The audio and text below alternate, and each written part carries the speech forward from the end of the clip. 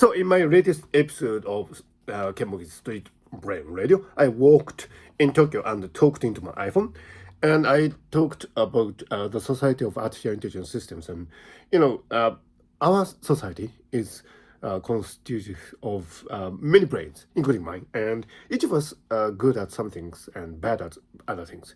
So we have unique individuality. So our resources in the brain allocated in different ways from people to people. So we have a society of brains where each brain augment each other, and that's how society works, and that's the foundations of teamwork. So one person might be really good at mathematics but bad at communications.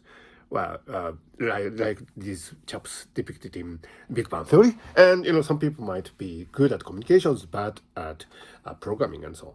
So that's okay because we can kind of make a really great effort as a team, augmenting each other's shortcomings and so on, while enhancing the performance of each other's good points. And so that's the society of brains.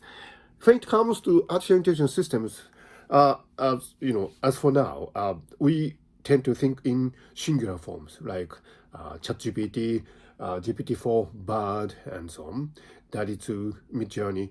So these are standalone artificial intelligence systems, and the thing is, there's this evaluation function, an alignment with humans problem, and in any case, the engineers would make their best efforts to make a singular artificial intelligence system as best as they can.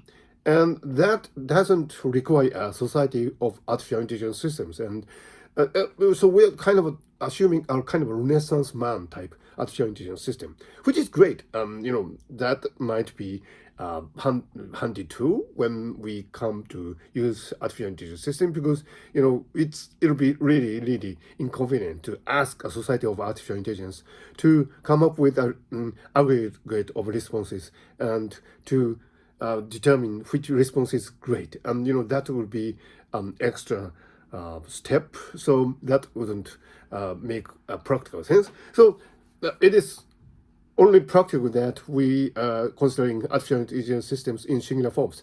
Having said that, as a matter of principle and from computational point of view, it is debatable whether a singular artificial intelligence would be better than a society of AIs.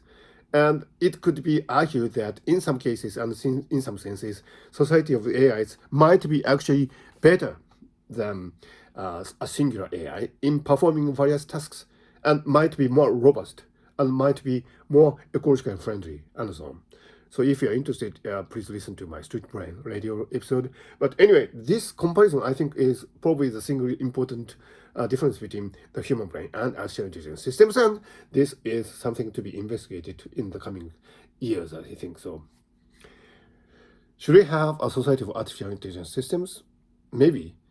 But are we developing our AIs so that they would form optimum society of artificial intelligence systems? Maybe not. So what is the nature of this discrepancy? This is a very important question. Oops.